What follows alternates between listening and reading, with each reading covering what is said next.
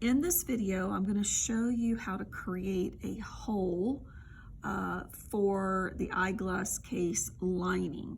We're going to sew a section of this lining piece so that we leave a hole that we can flip it right sides out. So in the last video I showed you, you had to put right sides together. So this is right sides together and put your edges together. Then you're going to take a gridded ruler and you're going to measure from this cut edge to here 3 inches and mark.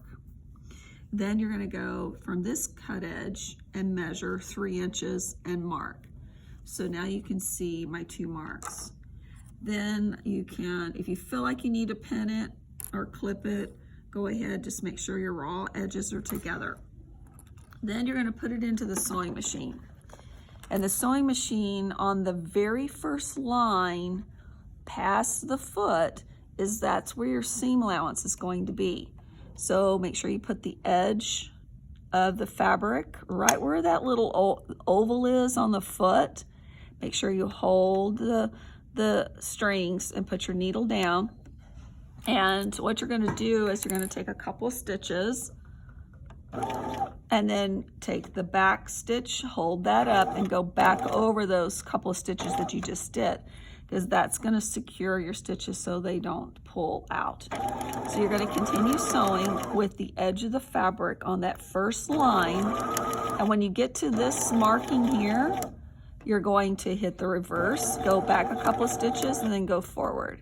And that's going to secure that stitch so when you get ready to flip it, it's not going to pull out on you.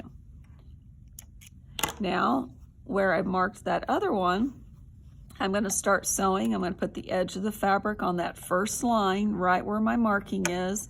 Hold those threads so the needle doesn't come unthreaded. Take a couple of stitches and now go back over those couple of stitches, and then you continue sewing, keeping your edges together.